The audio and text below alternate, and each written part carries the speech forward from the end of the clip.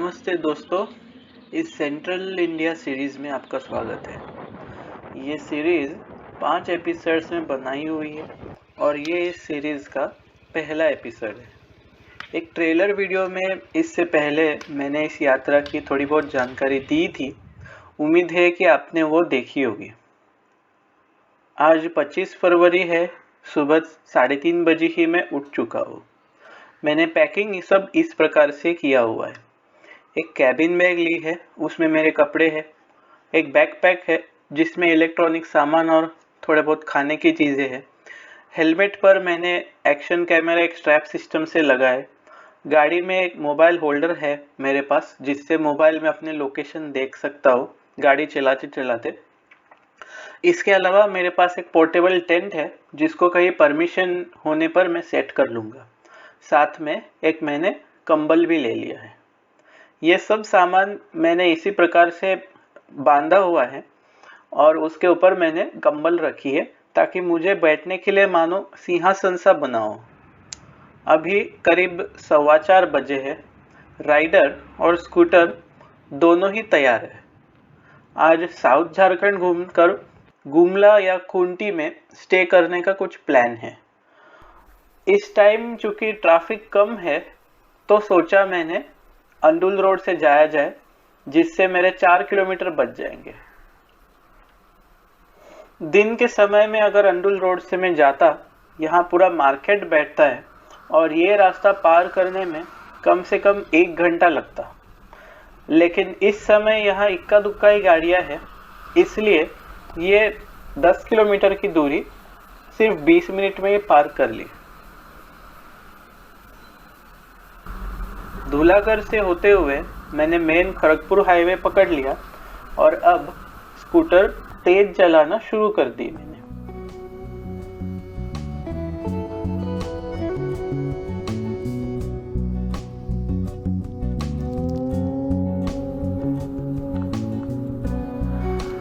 अभी कोलाघाट में रूपनारायण नदी पार कर अपना होम डिस्ट्रिक्ट जो हावड़ा डिस्ट्रिक्ट है उसकी बॉर्डर, उसकी सीमा मैंने पार कर ली और उसको पीछे छोड़ दिया है। थोड़ी ही आगे पासकुड़ा आ गया, जहाँ एक पेट्रोल पंप में मैंने पेट्रोल भरकर 5 मिनट ब्रेक ले लिया। अभी सुबह हो चुकी है, लेकिन आसमान में घने बादल छाए हैं। डर है कि कहीं बारिश ना गिरे। ऐसे हाईवेज में एवरेज रखना जरूरी है, क्योंकि ये बहुत ही अच्छी सड़क है। इसलिए बूंदाबांदी शुरू होने पर भी मैंने अपनी ड्राइविंग बरकरार रख दी। बाएं ओर खूबसूरत सूरज की किरणें भी आने लगी।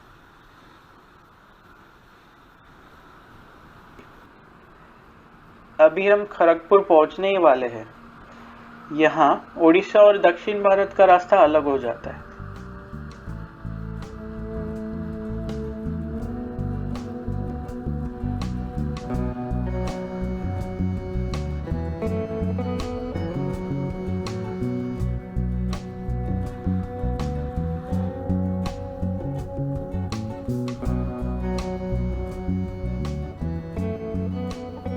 देखते ही देखते मौसम खराब हो गया।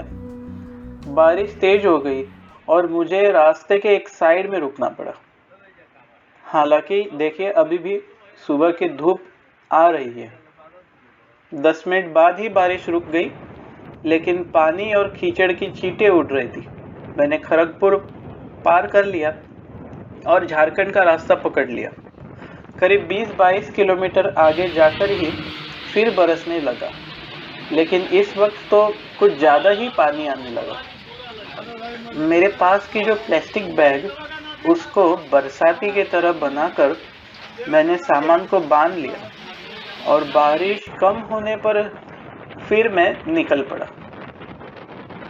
झारग्राम के खूबसूरत जंगल में कंक्रीट का यह हाईवे बेहद सुंदर नज़ारा था। झारखंड बॉर्डर और बहारागोड़ा जो जगह है, इससे थोड़ा पहले बारिश से मुझे अब तीसरे बार रुकना पड़ा। मानो पश्चिम बंगाल से मुझे जल्दी छुटकारा ही नहीं मिल रहा था। सुबह का कीमती समय बारिश में जाने पर मुझे थोड़ा ख़राब लग रहा था। मेरा करीब आधा पौना घंटा इसमें चला गया, लेकिन झारखंड आते ही रास्ता सूखा देखकर मेरे मन खुश हो गया। अभी यहाँ हाईवे के नीचे घाटशिला पास हो रहा है। ये एक हिल स्टेशन है और मानसून में यहाँ बहुत नेचुरल झरने, झील वगैरह आप देख सकते हो। इस रास्ते में मैं दूसरी बार आ रहा हूँ। इससे पहले 2020 दिसंबर में भी मैं झारखंड घूमने के वक्त यहाँ आया था। करीब 10 बजे दलभूमगढ़ के मालवा ढाबा में मैं पहुँच गया। 1.5 साल पहले मैंने इसी ढाबे पर लंच लिया था। आज यहाँ हैवी ब्रेकफास्ट खाने का प्लान है। यहाँ मैंने खीर और आलू पराठा मंगवाया, साथ ही मेरे पास वाला खाना भी मैंने कुछ खा लिया। थोड़े टाइम आराम करके फिर जमशेदपुर से होते हुए रांची रोड मैंने पकड़ लिया। रोड तो ठीक ठाक है। जमशेदपुर के बाद थोड़ा बहुत काम चल रहा है। इस रोड में कुछ इस तरह से हाटी अंडरपास बनाया हुआ है। दोपहर करीब 1 बजे चंटिल के गोल चक्कर जा पहुंचा। यहाँ पर कुछ रास्ता अलग हो जाता है। अब धूप बहुत आ रही थी और नींद भी बहुत आ रही थी। नया नया बनाया हुआ ये रांची रोड, टाटा रांची रोड जो 4 लेन है, इसमें थोड़े बहुत बस स्टॉप्स और रेस्टिंग शेल्टर्स दिए हुए हैं। ऐसे ही एक रेस्टिंग शेल्टर में करीब आधा घंटा मैंने नींद की झपकी ले ली। अब थकावट काफ़ी हद तक दूर हो गई है। 2:30 बज चुके हैं। ये तामाड़ गांव है। यहाँ से खुंटी का रोड अलग हो जाता है, तो रांची रोड मैंने छोड़कर खुंटी जिले में मैंने प्रवेश कर लिया। खुंटी में भगवान बिरसा मुंडा का जन्म स्थान है, जिसे मैं देखने जा रहा हूँ। जगह का नाम है उलीहातू। सड़क काफ़ी अच्छी है। ये अभी सिंदरी गांव गुजर रहा है, लेकिन धनबाद वाले सिंदरी जहाँ बिरसा इंस्टीट्यूट ऑफ टेक्नोलॉजी है वो अलग है। दोनों सिंदरी का बिरसा मुंडी से कनेक्शन है। एक सिंदरी उनके जन्म स्थान के नज़दीक है और एक सिंदरी में उनके नाम का इंस्टीट्यूट है।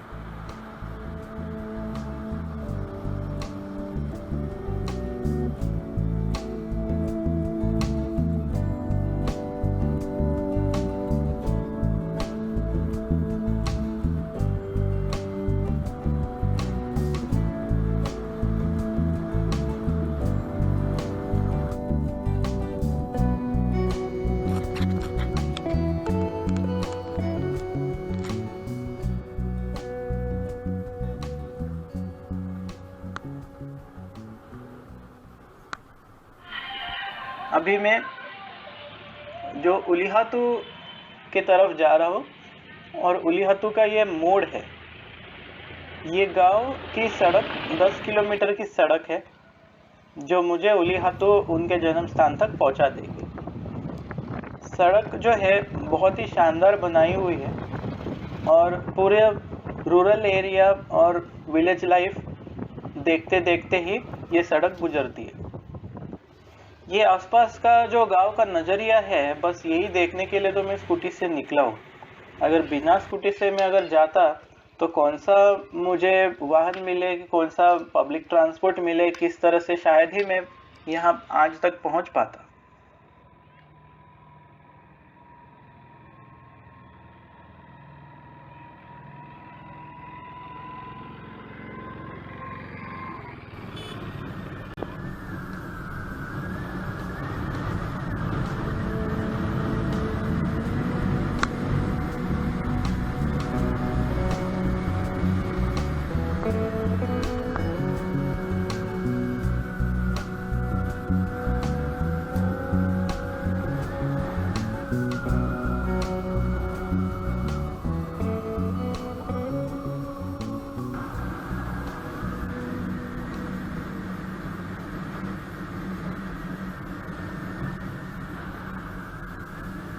करीब 3 सवा 3 बजे मैं यही रास्ता पकड़कर उलीहातू तक पहुंच गया।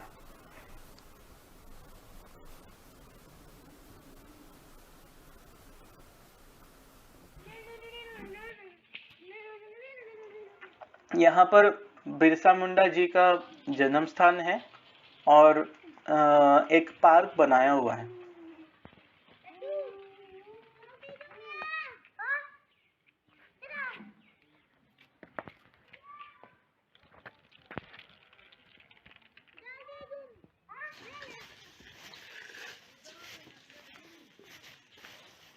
ये जन्म स्थान देखकर मैं थोड़ा सा उलीहातू का गांव घूमने निकला पैदल ही, लेकिन कुछ ऐसे खास देखने लायक नहीं था।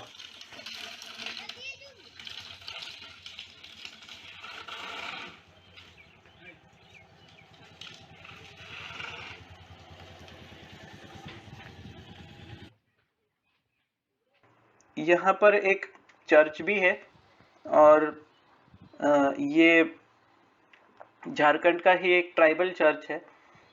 ऐसे चर्चेस मैंने नॉर्थ ईस्ट में बहुत देखे थे, लेकिन यहाँ झारखंड में ये ट्राइबल चर्च देखना मेरे लिए पहली बार था।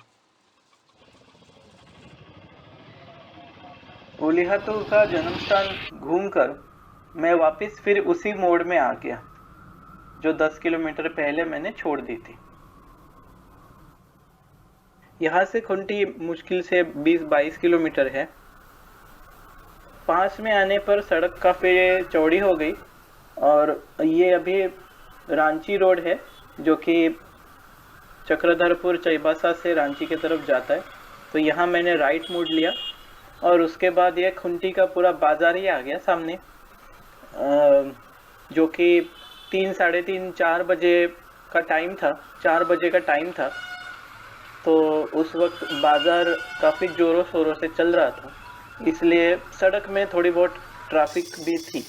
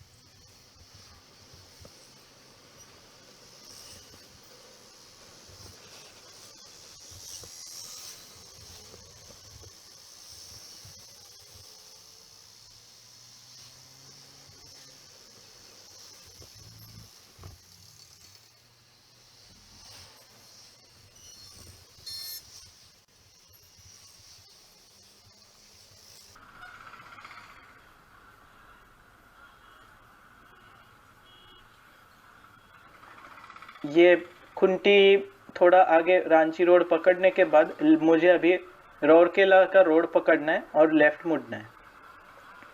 ये लेफ्ट मुड़कर एक पेट्रोल पंप के वहाँ मैं थोड़ा सा 2 मिनट आराम कर लिया और आगे का रास्ता देख लिया। मुझे इसके बाद जाना है एक जगह, लारबा डैम है जो कि झारखंड के सिमडेगा डिस्ट्रिक्ट में आता है और उससे नज़दीक कोलेबिरा गांव है।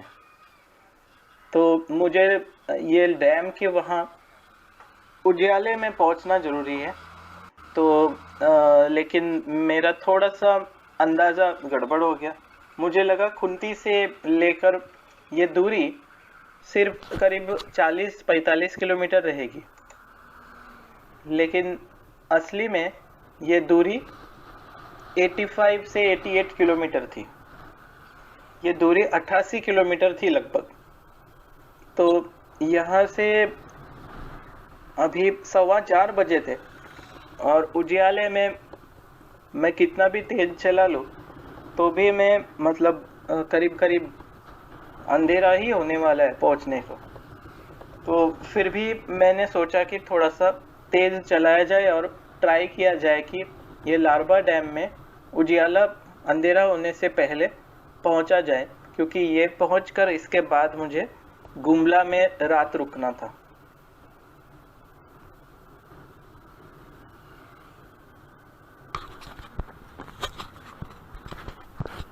कोलेबिरा डिस्ट्रिक्ट का ये लारबा डैम देखने के पीछे मेरा क्या कारण था, क्योंकि एक तो ये डैम मैंने कोई भी लोकेशन में नहीं है, और यहाँ पर कोलेबिरा का राजा का पहले है, जो कि अभी कंडीशन उतना अच्छा नहीं।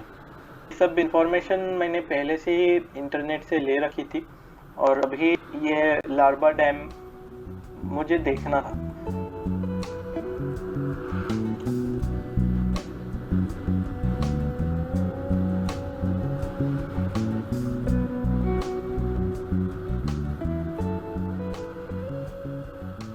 अभी ये बिचना क्रॉस कर रहा हूँ, और ये अमरेश्वर धाम का मंदिर है। ऐसे सुंदर मंदिर है तो कितना भी चाहे स्पीड ले तो भी हमें रुकना पड़ता है।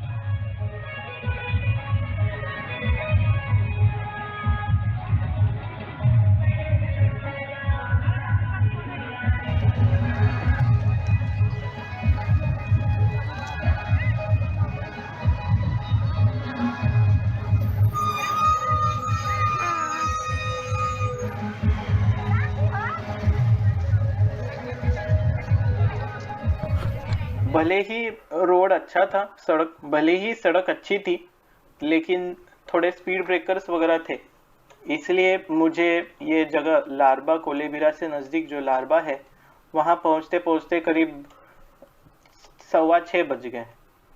वहाँ से एक रास्ता है जो कच्ची सड़क है। ये मेन जो तमर से कोलेबिरा का रोड है, ये छोड़कर एक कैनल के पैरेलल ये कच्ची सड़क जाती है जो लारबा डैम तक पहुंचा देती है। किसी गांव वालों से रास्ता कंफर्म कर मैंने ये लारबा डैम के तरफ मैं बढ़ने लगा, और मतलब भले ही सूर्यास्त हो चुका है, सनसेट हो चुकी है, लेकिन फिर भी उजियाला है।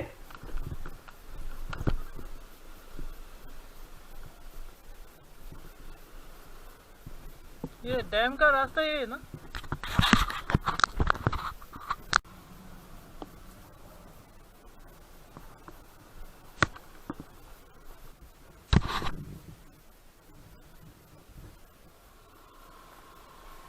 ये लारबा डैम में मैं पहुंच गया, और बहुत ही खूबसूरत सा डैम बना हुआ है।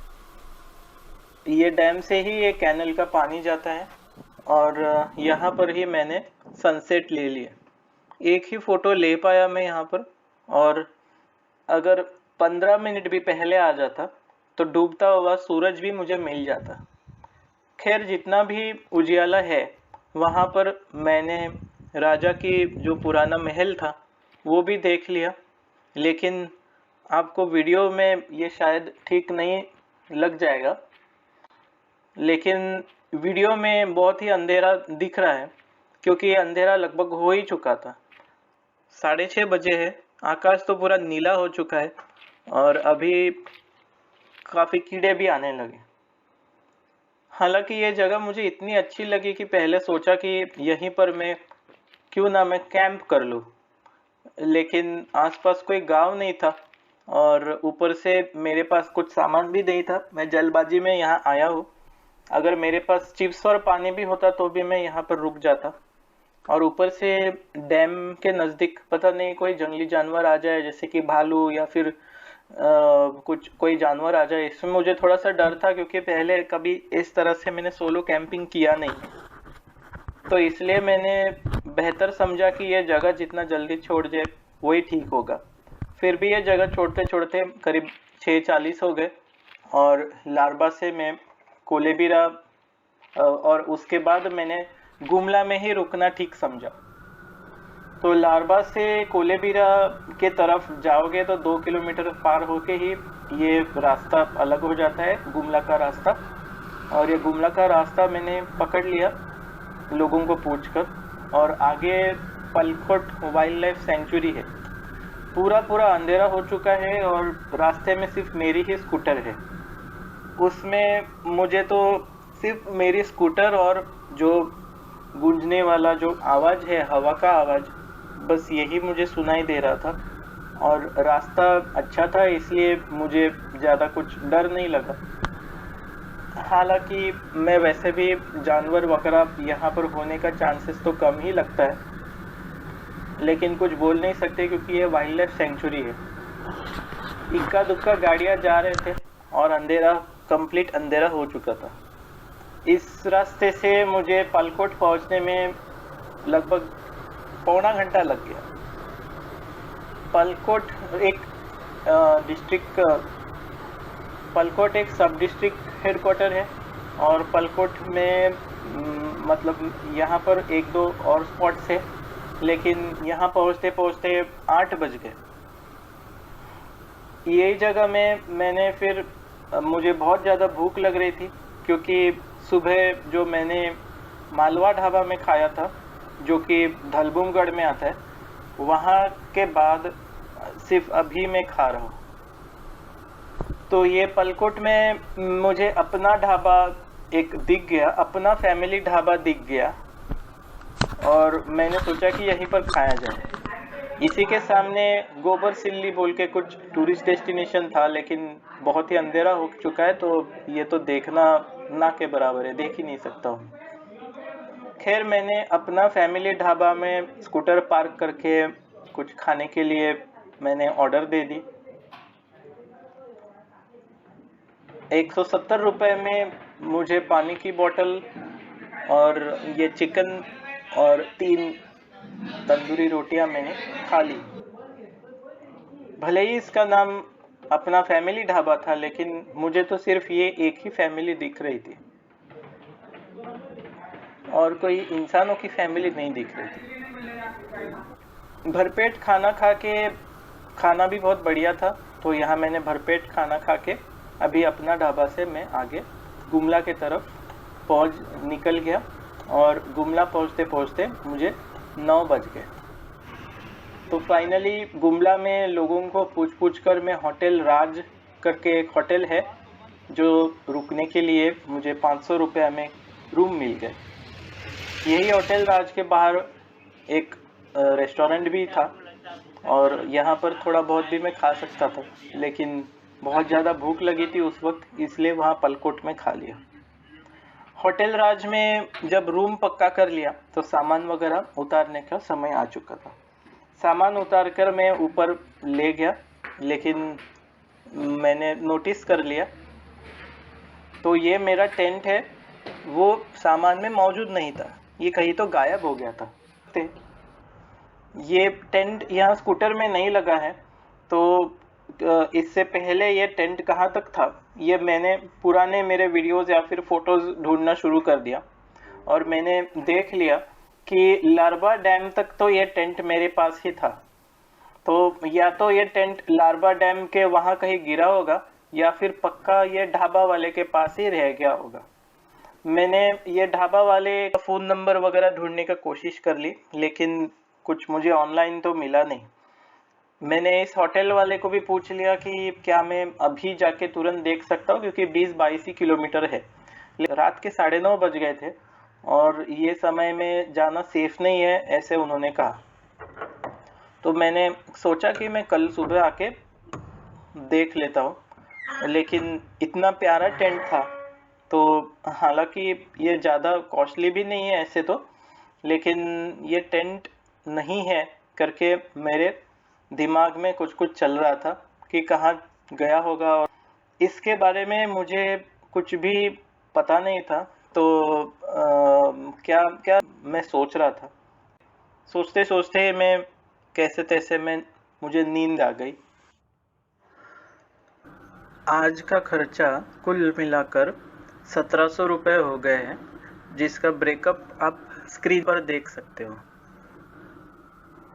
आज के दिन में करीब करीब 10 लीटर पेट्रोल लगे। 1 लीटर पेट्रोल पहले से ही मौजूद था मेरी गाड़ी में और फिलिंग में 3 जगह पे कुल मिला के 9 लीटर पेट्रोल लगे मुझे। तो 500 किलोमीटर चलने के लिए लगभग 50 एवरेज हो गया गाड़ी का, जो कि काफ़ी अच्छा है। तो ये सेंट्रल इंडिया ट्रिप की पहली रात अब झारखंड के किसी कोने में गुमला डिस्ट्रिक्ट गुमला शहर के मार्केट में होटल राज पैलेस में गुजर रही है। अभी दूसरे दिन में क्या मेरा पोर्टेबल टेंट मुझे मिला या नहीं, ये आप सेकंड सीरीज में देख लोगे। साथ ही मैं छत्तीसगढ़ में मैंने प्रवेश करके अंबिकापुर, जसपुर के कुछ स्पॉट्स में दिखाता हूँ। तो आप बने रहिए इसी सीरीज का सेकंड पार्ट देखने के लिए। तब तक के लिए शुभ रात्रि।